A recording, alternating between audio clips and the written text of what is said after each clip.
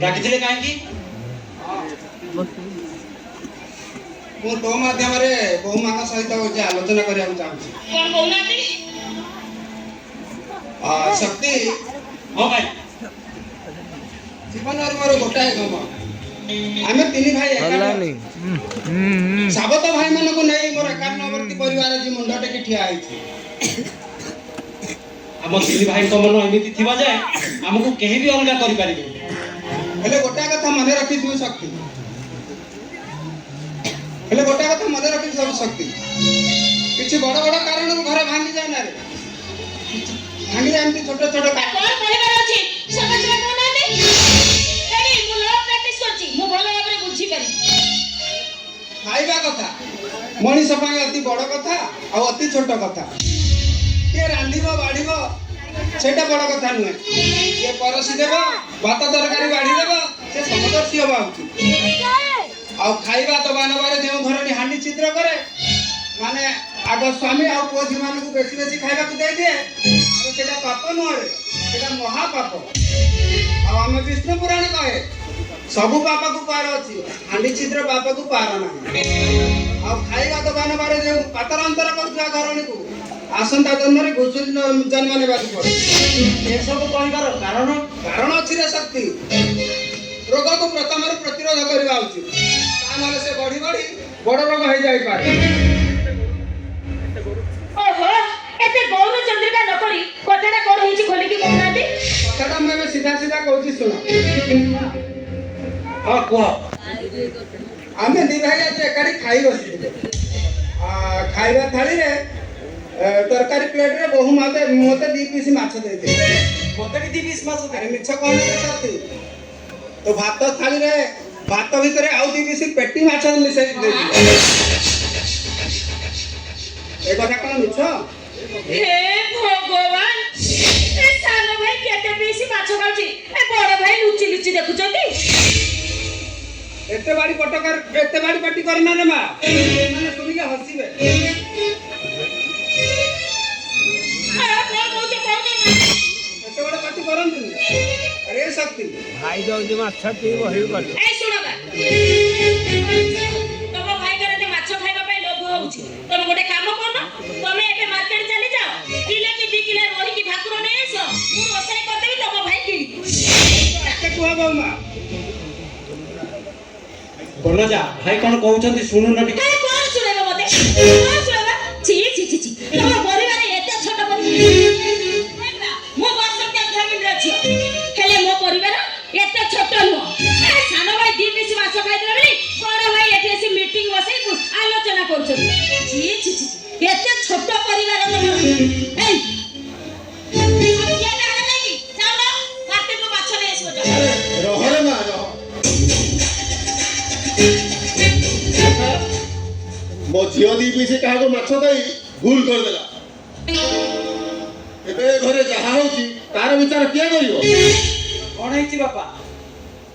କଣ ହେଇଛି? ଏତେ ବଡ଼ ଭୁଲ? ଆରେ ଭୁଲ କଣ? ଏତେ ବଡ଼ ପାପ କଥା କଣ ଲୁଚେଇ ରଖିହବ? କଥାଟା କଣ ହେଇଛି କି ଖୋଲିକିରି କହୁନ? ଖୋଲିକି କହିଲେ ସିନା ଆମେ ଜାଣିବୁ କଣ ହେଇଛି। କହୁନ କଣ ହେଇଛି ସମୁଦି? ସମୁଦୁଣୀ କଥାଟା ତମେ ମୋ ମୁହଁରୁ ଶୁଣିବ? ନାଇଁ ନାଇଁ ନାଇଁ, ମୁଁ କହିବି କଥାଟା ତମେ ଆସାମୀ ମୁହଁରୁ ଶୁଣ। ମା ନମି, ଆ ମା ଭିତରକୁ ଆ।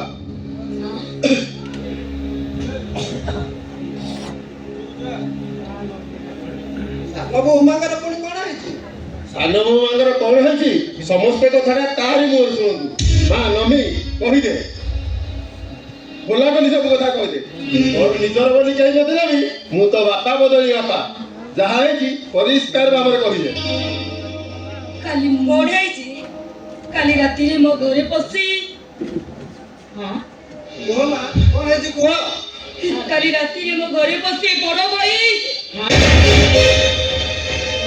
ଲାଜର କଥାଟା ସିଏ କହିପାରୁନି, ମୁଁ କହିଯାଉଛି ଶୁଣ।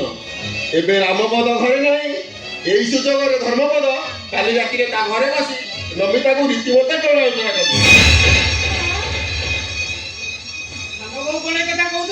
ହଁ ମୁଁ ଏଇ କଥା କହୁଛି।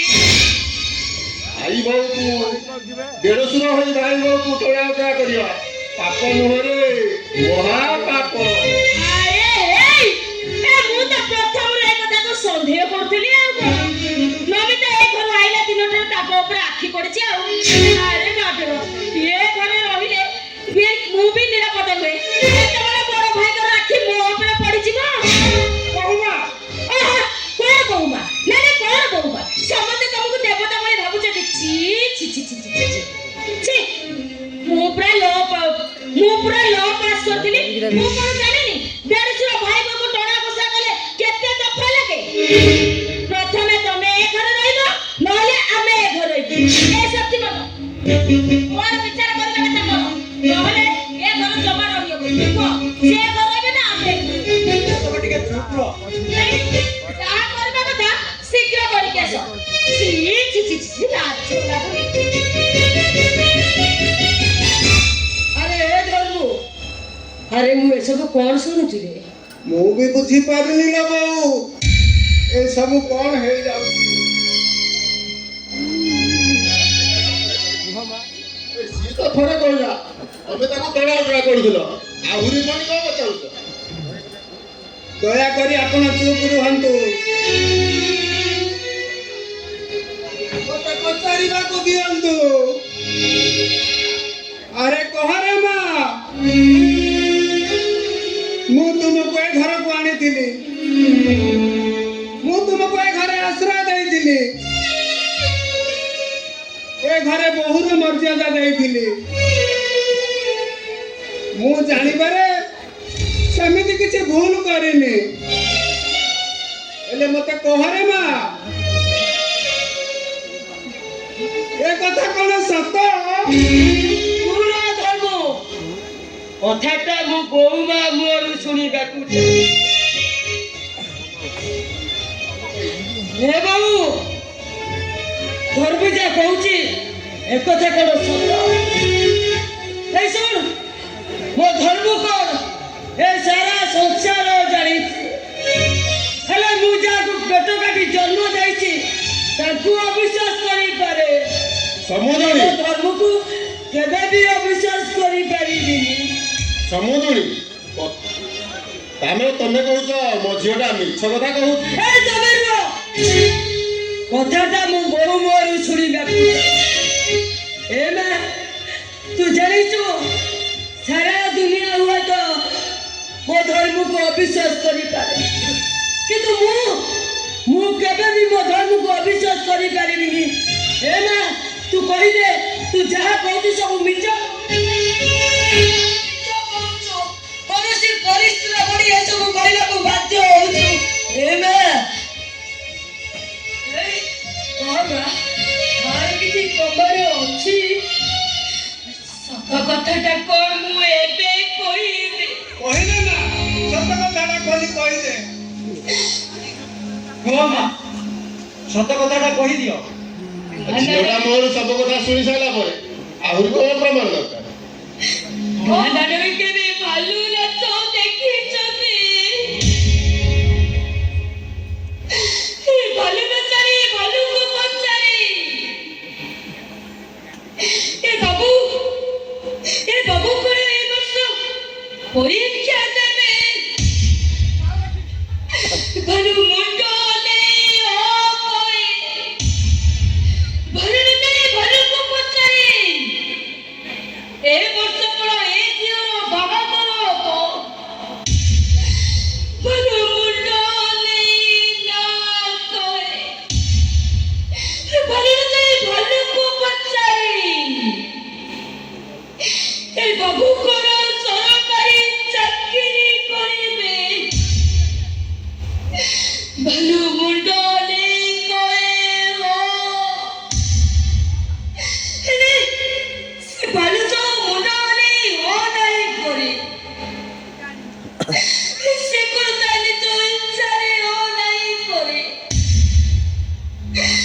ଭାଲୁ ନାଚରେ ଭାଲୁ ନା করে ଗୋଟାଏ ଦଉଡ଼ି ବାନ୍ଧିଥାଏ, ସେ ଦଉଡ଼ିଟାକୁ ସେ ଯେତେ ଟାଣେ ଭାଲୁ ଠିକ ସେମିତି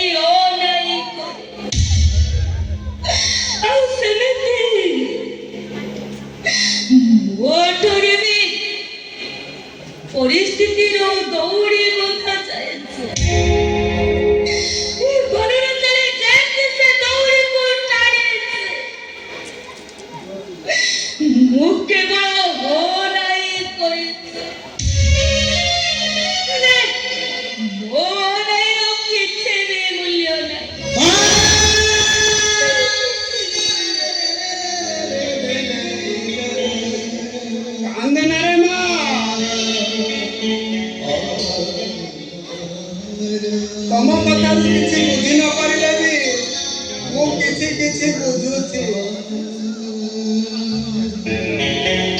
ଆରେ ଏ ଶକ୍ତି, ଆରେ ମୁଁ ମରିଗଲା ପରେ ଘରର ମୁରବୀ କିଏ ହେବ? କିଏ ହେବ ଭାଇ?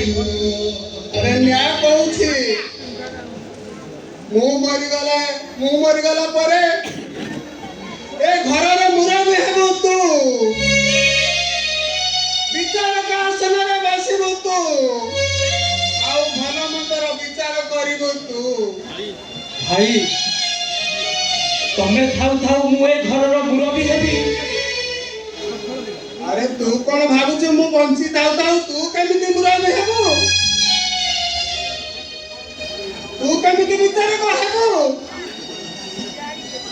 ଆରେ ଏ ଶକ୍ତି, ଏମିତି ଗୋଟେ ଅଭିଯୋଗ ଆସି ସାରିଲା ପରେ ଓ ବଡ ଭାଇ ଧର୍ମପଦ ପରିତ ଆଜି ମରି ଯାଇଛି।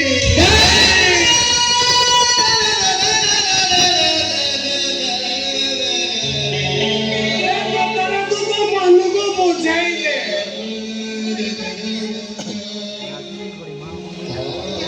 ବୁଝାଇ ଦେ ଶକ୍ତି, ତୋ ମନକୁ ବୁଝାଇ ଦେ।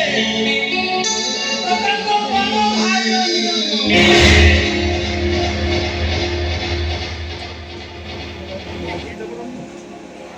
ମତେ ଏତେ ବଡ ନିୟମଟା ଦେଇଦେଲ, ତମ କଥା ମୁଁ ନିଶ୍ଚୟ ରଖିବି ଭାଇ। ମୁଁ ଏ ଘରର ମୁରବୀ ହେଇ ଏ କେସର ବିଚାର କରିବି। ଉଚିତ କଥା କହିଛ। ଦେଢଶୁର ହୋଇ ଭାଇଙ୍କ ଟଣା ଉଠା କରୁଥିଲେ। ଏ କେସର ବିଚାର କଣ ହେବ କୁହ? ଆସାମୀ କି ଦଣ୍ଡ ପାଇବ କୁହ?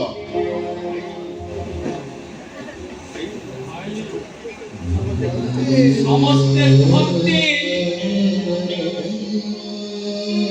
ମୁଁ ମୋ ସ୍ତ୍ରୀ ବଳକରା ଶକ୍ତି ପରିକା। ତମ ଭଳି ଦେବତାର କି ବିଚାର କରିବ? ହେଲେ ମୁଁ ଜାଣିଛି ମୋ ଭାଇଟା କଣ। ପରିସ୍ଥିତିରେ ପଡି ସ୍ତ୍ରୀ କଥାରେ ହେଉଥିବ ସେ ହେଉଥିବା ମୋ ଶକ୍ତି ପଡିଆ ପାଖରେ ଗୋଟାଏ ମଣିଷ ପଡିଆ ଅଛି। ଆଉ ସେଇ ମଣିଷ ପଡିଆ ଆଜି ମୋର ବିଚାର କରିବ। ବିଚାର କର ଶକ୍ତି, ବିଚାର କର। ମୋ ବିଚାର ହେଉଛି ତମେ ପରିବାର ଠାରୁ ସବୁଦିନ ପାଇଁ ଅଲଗା ହେଇଯାଅ।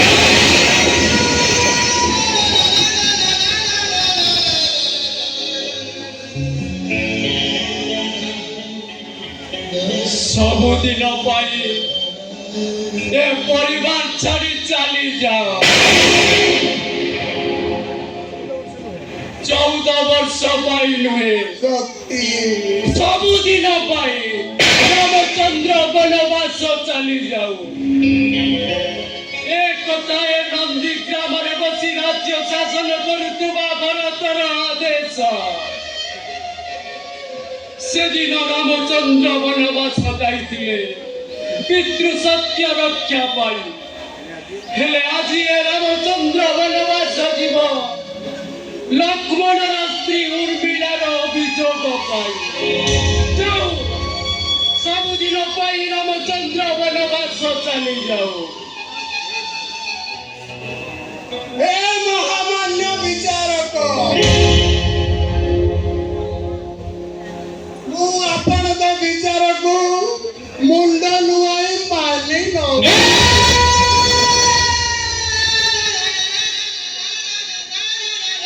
ମୁଁ ସବୁଦିନ ପାଇଁ ଏ ଘରୁ ଅଲଗା ହେଇଯିବି।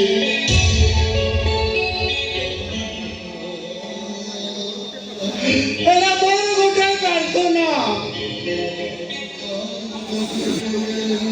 ଏ ଘରୁ ଟଙ୍କା ପଇସା ବ୍ୟାଙ୍କ ବାଲାନ୍ସ ଜମି ବାଡି କିଛି ନେବିନି, କେବଳ ଗୋଟାଏ ଘର ବ୍ୟତୀତ। ଭାଇ, ସବୁ ତ ତମରି ଅର୍ଜିତ ସମ୍ପତ୍ତି। ତମେ ଯଦି ନିର୍ବୋଧଙ୍କ ପରି ସବୁ ଦାନ ଦେଇ ଚାଲିଯିବ, ଯାଅ ଆମେ ତ ଗୋଟାଏ ଗୋଟାଏ ସ୍ୱାର୍ଥପର ମଣିଷ। ତମେ ସବୁଦିନ ପାଇଁ ଭିକାରୀ ହେଇଯାଅ। ତମର ଦାନ ଦିଆ ସମ୍ପତ୍ତିରେ ଆମେ ରାଜା ହେଇ ବସିବୁ, ମହାରାଜା ହେଇ ବସିବୁ। ଯାଅ, ତମେ ସବୁଦିନ ପାଇଁ ଅଲଗା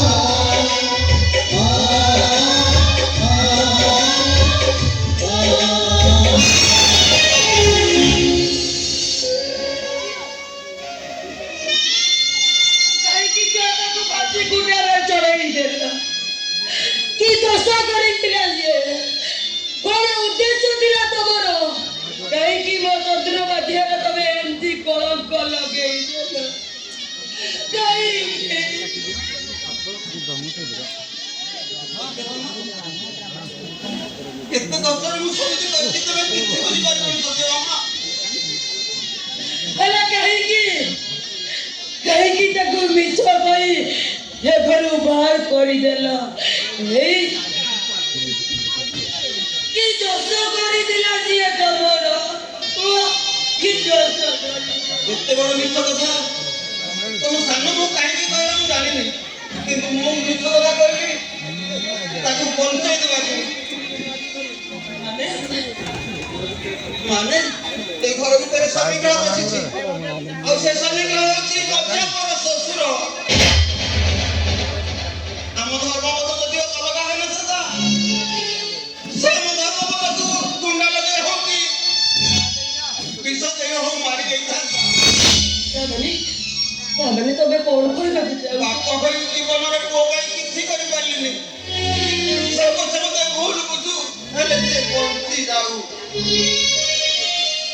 କେବଳ ତା ମୁଣ୍ଡ ଉପରେ ଏତେ ବଡ କଳଙ୍କ ଲଗେଇଦେଲି ତାକୁ ଅଲଗା କରିବା ପାଇଁ। ଏଇ ମୁଁ କିନ୍ତୁ ତମ କଥା କିଛି ବି ବୁଝିପାରୁନି। ମୁଁ ବି କିଛି ବୁଝିପାରୁନି, ହେଲେ ଯେତିକି ବୁଝୁଛି ସବୁ ପାଇଁ ଦାୟୀ ହେଉଛି ସେଇ ଝିଅଟା। জীবনে